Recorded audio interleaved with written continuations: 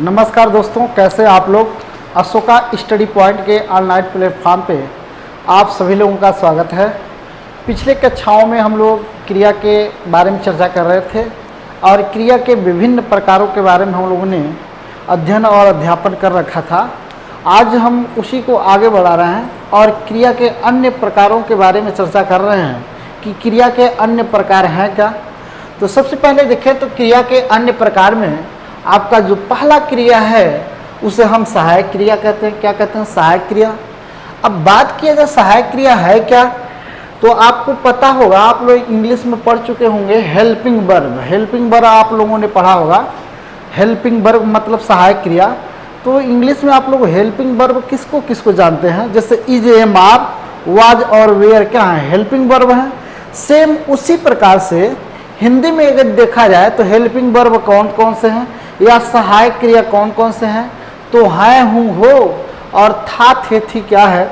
सहायक क्रिया है। लेकिन सहायक क्रिया का क्या कॉन्सेप्ट है, इसका उद्देश्य क्या है, यह इनका कार्य क्या है? तो सहायक क्रिया जो होता है यह क्रिया वाक्य को पूर्ण करता है तथा देखा जाए यह क्रिया वाक्य को पूर्ण करते हैं तथा वाक्य का जो अर्थ होता है उसको यह क्या करते हैं? स्पष्ट करते हैं। तो हम कह सकते हैं सहायक क्रिया वाक्य को पूर्ण एवं उसके अर्थ को क्या करते हैं? स्पष्ट करते हैं। जैसे हम एग्जाम्पल लेते हैं, जैसे जो मैंने एक ब्रैकेट में मैंने कीवर्ड लिख दिया है, हूँ, हो, था, थे, थी, अर्थात है, हूँ, हो और था, थे, थी क्या है? सहायक क्रिया है। और इनका एक ही काम है कि यह क्रिया वाक्य को पूर्ण एवं वाक्य के अर्थ को क्या करते हैं? स्पष्ट करते हैं। जैसे कहा जाए शीतल बाजार जाती। यहाँ थोड़ा सा रुकेंगे हम लोग, कॉन्सेप्ट को समझें। शीतल बाजार जाती। अब यहाँ देखेंगे जो शीतल बाजार जाती, यह वाक्य पूरा हुआ क्या? नहीं। वाक्य पूरा हुआ नहीं। शीतल बाजार जाती, वाक्य का अर्थ क्लियर है? नहीं।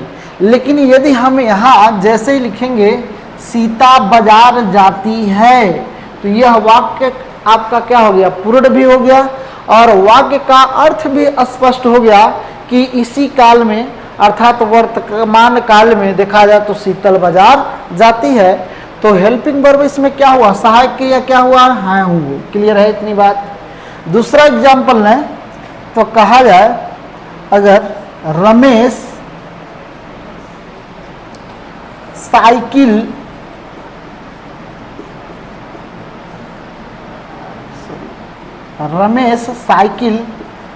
चलाता। अब देखिए यह भी वाक्य पूरा नहीं हुआ। रमेश साइकिल चलाता, वाक्य पूरा हुआ क्या? नहीं। वाक्य का अर्थ स्पष्ट हुआ क्या? नहीं। तो रमेश साइकिल चलाता, अब यदि हम यहाँ लिखना था तो यह वाक्य भी पूरा हो गया और वाक्य का अर्थ भी क्या हो गया? कंप्लीट हो गया।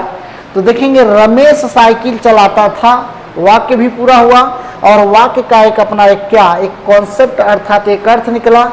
तो सहायक क्रिया वह क्रिया होती है जो वाक्य को पूर्ण एवं उसके अर्थ को क्या करते हैं? स्पष्ट करते हैं। क्लियर है इतनी बात। अब यदि हम सहायक क्रिया के बाद दूसरी क्रिया की बात करें तो दूसरी क्रिया क्या होती है, इसको समझ लें।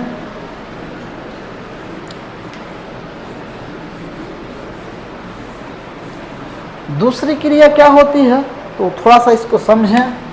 जो दूसरी क्रिया है उसे हम पूर्वकालिक क्रिया के नाम से जानते हैं। पूर्वकालिक क्रिया। अब ये क्या कॉन्सेप्ट बनेगा? ये पूर्वकालिक क्रिया किसे कहते हैं? तो ध्यान से सुनेंगे।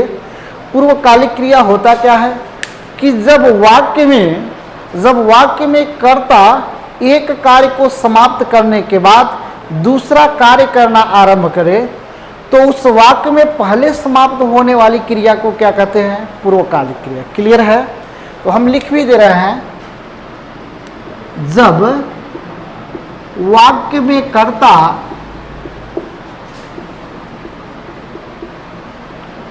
पहली क्रिया को समाप्त करने के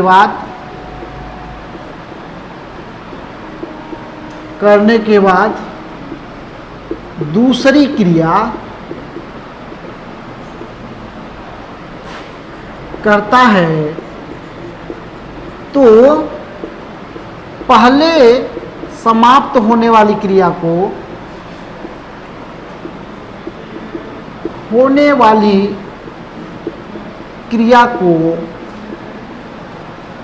क्या कहते हैं? तो पूर्वकालिक क्रिया कहते हैं। क्या कहते हैं?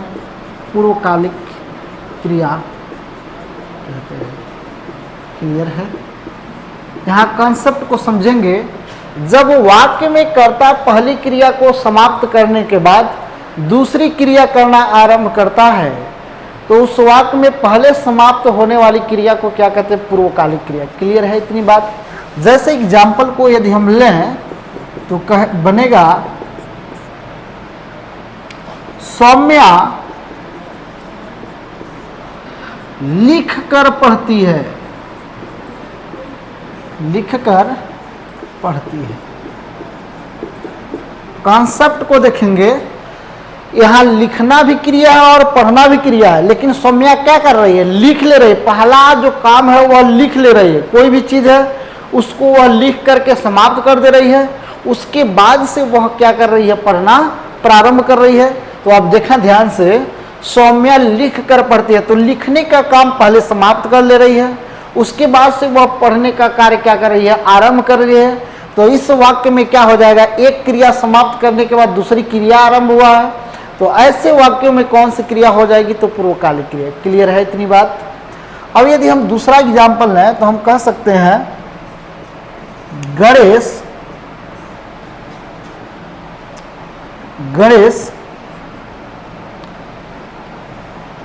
पढ़कर लिखता है। गणेश पढ़कर लिखता है। कोई गद्यांश है, पहले गणेश क्या कर ले रहा है? उस गद्यांश को भली भांति पढ़ लेता है, उसके बाद लिखने की क्रिया क्या कर रहा है? आरंभ कर रहा है। तो आप देख रहे हैं गणेश पढ़कर पहले कार्य को समाप्त कर ले रहा है, पहले पढ़ना कार्य जो है उसको कंप्लीट कर ले रहा है, उसके बाद वह लिखना क्या कर रहा है? आरंभ कर रहा है। तो इसमें एक क्रिया समाप्त करने के बाद दूसरी क्रिया आरंभ होने का बोध हो रहा है, इसलिए यहाँ भी आपका क्या हो जाएगा? तो पूर्वकालिक क्रिया। क्या हो जाएगा? पूर्वकालिक क्रिया। उम्मीद कर रहा हूँ कि आपको समझ में आया होगा। यदि हम देखें तो क्रिया के प्रकार के बारे में, तो क्रिया के दूसरे प्रकार के बारे में यदि हम चर्चा करें तो कर्म के आधार पर क्रिया के प्रकार, इसके आधार पर क्रिया के प्रकार देखा जाए तो कितने होते हैं इसको भी देख लिया जाए। तो ध्यान से देखेंगे,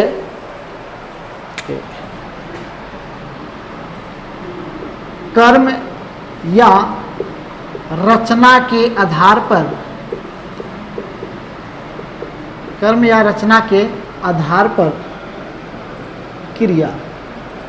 ठीक है?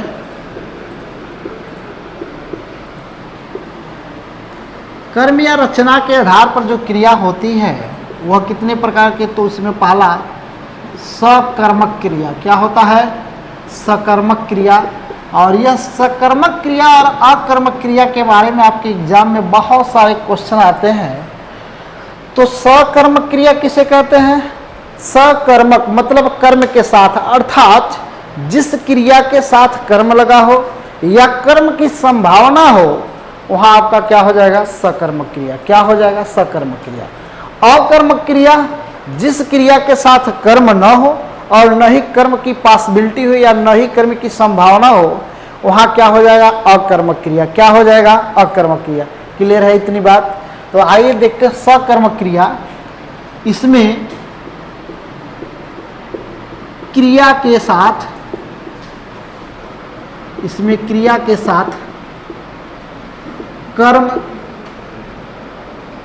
कर्म लगा होता है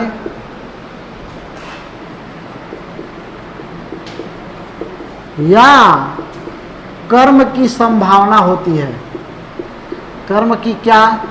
संभावना। थोड़ा सा इस बात को समझेंगे। कुछ लोग एकदम साधारण एग्जाम्पल ले लिया जाता है कुछ लोगों के द्वारा। इसमें यह कंसेप्ट है कि इसमें क्रिया के साथ कर्म लगा होता है या कर्म की क्या होती है, संभावना होती है, वहां भी आपका क्या होता है, सकर्मक क्रिया होता है। जैसे कहा जाए यहां राजेश स्कूल जाता है, तो ध्यान से समझेंगे कि राजेश क्या है, करता है, और जाना क्या है, क्रिया है। मैं पढ़ा चुका हूं कर्ता क्रिया कर्म, और स्कूल यहाँ क्या हो जाएगा, कर्म हो जाएगा। तो आप देख रहे हैं इस वाक्य में क्या क्रिया के साथ कर्म आया हुआ है, तो यहाँ क्या हो जाएगा, सकर्मक क्रिया। क्या हो जाएगा, सकर्मक क्रिया। दूसरा यदि हम एग्जाम्पल लें, कहा जाए राधा पुस्तक पढ़ती है,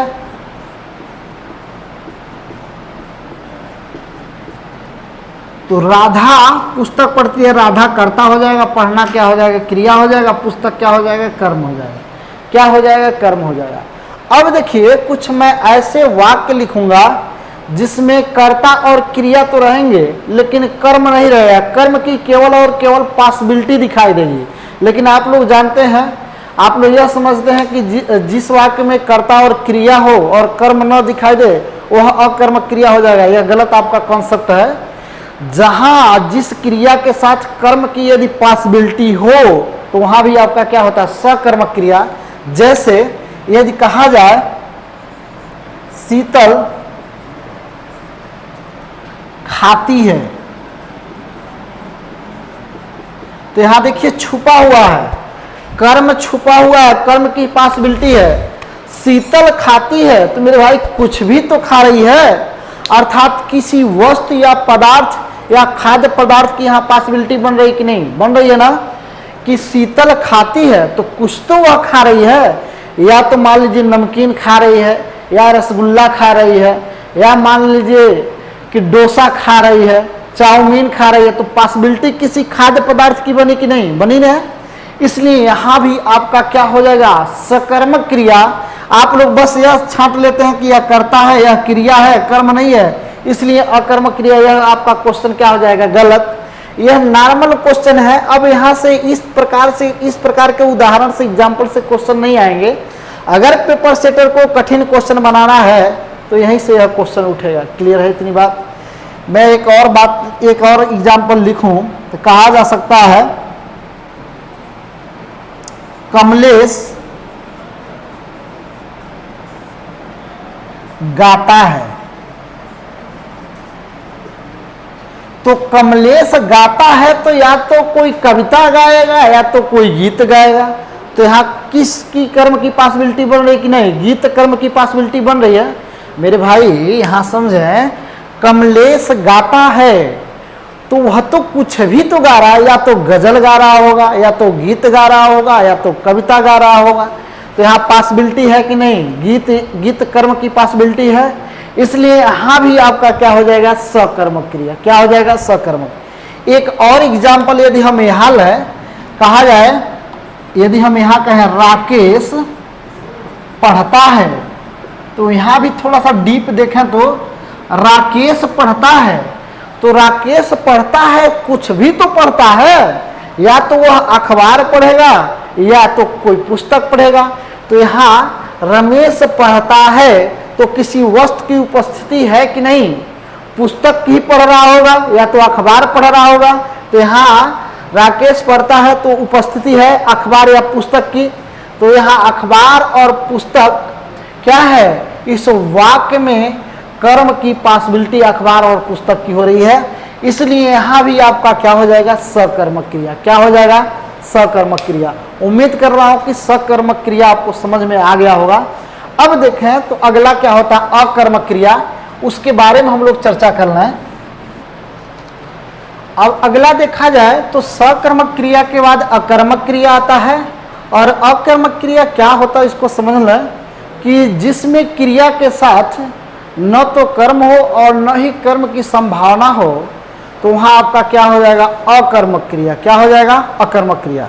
मतलब जिस वाक्य में क्रिया के साथ न तो कर्म लगा हो और न ही कर्म की संभावना हो, तो वहाँ आपका क्या हो जाएगा, अकर्मक क्रिया।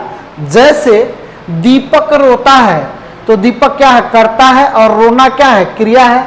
अब थोड़ा सा पॉसिबिलिटी वाले में आइए तो दीपक रोता है, तो आप कह सकते हैं क्या कि किसी चीज की यहाँ पॉसिबिलिटी बन रही है कि दीपक खून रोता है? ऐसा होगा? नहीं होगा। तो किसी चीज की पॉसिबिलिटी बन रही है क्या? जैसे मैं कहूं, अंतर समझा रहा है, जैसे मैं कहूं राम पढ़ता है, तो यहां तो देखिए तो पॉसिबिलिटी बन रही है, राम पढ़ता है तो किसी वस्तु या कुछ वस्तु की या पदार्थ की पॉसिबिलिटी बन रही है। राम पढ़ता है तो कुछ भी तो पढ़ रहा है, या तो अखबार पढ़ रहा है या तो पुस्तक पढ़ रहा है। लेकिन दीपक रोता है तो आप कह देंगे क्या खून रोता है, पानी रोता है? नहीं, नहीं ना। तो यहाँ आपका देखा जाए तो किसी भी कर्म की पॉसिबिलिटी नहीं है, और न ही इस वाक्य में कर्म लगा हुआ है, इसलिए यहाँ आपका क्या हो जाएगा? अकर्मक क्रिया। क्या हो जाएगा? अकर्मक क्रिया। उसी प्रकार से यदि आप कहें मधु हंसती है, तो मधु हंसती है, इसके बाद कोई पॉसिबिलिटी है क्या कि कुछ हंसती है? ऐसा कुछ है? संभव है कि कुछ हंसती है? मात्रा का बोध हो रहा है? नहीं हो रहा है। तो मधु हंसती है। हाँ, एक चीज आप कह सकते हैं कि सर मधु तेज हंसती है, तो मेरे डियर तेज तो विशेषण है, उसकी विशेषता को बता रहा है कि मधु तेज हंसती है, मधु धीरे हंसती है, तो विशेषण नहीं आना चाहिए, कर्म आना चाहिए। ठीक है, तो मधु हंसती है, इस वाक्य में भी देखा जाए तो कर्म नहीं है और न ही कर्म की संभावना है, इसलिए यहां भी क्या हो जाएगा? अकर्मक क्रिया। क्लियर है इतनी बात? दूसरा देखा जाए तो कुत्ता भौंकता है, आप कह देंगे क्या कि कुछ भौंकता है? होगा क्या? नहीं। आप कह सकते कुत्ता भौंकता है, न ही यहाँ कर्म है और न ही यहाँ कर्म की संभावना है, इसलिए यहाँ क्या हो जाएगा? अकर्मक क्रिया। आप यह कहें, आपके दिमाग में यदि यह आ जाए कि कुत्ता जोकर को देखकर या लोमड़ी को देखकर भौंक रहा है, तब वहां पॉसिबिलिटी होगी। ठीक है, लेकिन यहाँ केवल कुत्ता भौंकता है, यहाँ किसी चीज की पॉसिबिलिटी नहीं है, इसलिए यहाँ कर्म नहीं लगा हुआ है, और जहां कर्म न लगा हुआ क्या हो जाएगा? अकर्मक क्रिया। क्या हो जाएगा? अकर्मक क्रिया। अब अगले क्रिया के बारे में बात करें तो अगला जो क्रिया होता है वह द्विकर्मक क्रिया होता है, और नाम से ही स्पष्ट है द्विकर्मक क्रिया, मतलब इसमें एक क्रिया के साथ दो कर्म लगे होते हैं। तो जिस क्रिया के दो कर्म हो वहां आपका क्या हो जाएगा? द्विकर्मक क्रिया हो जाएगा। जैसे राम ने रावण को बाण से मारा, तो राम ने रावण को बाण से मारा, तो मारने का कार्य किसके द्वारा हो रहा है? राम के द्वारा। तो राम तो हो जाएगा कर्ता, और मारना आपका क्या हो जाएगा? क्रिया हो जाएगा। और किससे मारा? बाण से, तो बाण आपका संज्ञा है, तो ये भी आपका क्या हो जाएगा? कर्म हो जाएगा साधन के रूप में। और ध्यान दीजिएगा, जब एक वाक्य में एक से अधिक संज्ञा हो, जब एक वाक्य में एक से अधिक संज्ञा हो, तो जो संज्ञा कार्य करता है, जो कर्ता होता है, उसको छोड़ करके शेष सभी संज्ञा अपने आप क्या हो जाएंगे? कर्म हो जाएंगे। तो बाण भी संज्ञा है तो कर्म हो जाएगा। राम ने कार्य किया, इसमें मारने का कार्य कौन किया? राम, तो राम कर्ता हो जाएगा। बाण आपका संज्ञा है तो अपने आप क्या हो जाएगा? कर्म हो जाएगा। रावण भी संज्ञा है तो ये भी आपका क्या हो जाएगा? कर्म हो जाएगा। तो एक बार और सुना, जिस वाक्य में एक से अधिक संज्ञा हो, तो जो संज्ञा कार्य करेगी वह तो कर्ता हो जाएगा, और जो शेष संज्ञा बच रही है वह अपने आप क्या हो जाएगा? कर्म हो जाएगा। तो आप देख रहे हैं रावण भी इसमें कर्म है और बाण भी कर्म है, तो एक क्रिया के साथ कितने कर्म आए? दो कर्म। तो जिस क्रिया के साथ दो कर्म आए उसे हम क्या कहेंगे? द्विकर्मक क्रिया। क्लियर है? अब देखिए, अध्यापक ने बच्चों को हिंदी पढ़ाया, तो कार्य कौन किया? अध्यापक। तो अध्यापक संज्ञा है और यही कार्य कर रहा है, तो अध्यापक क्या हो जाएगा? कर्ता हो जाएगा।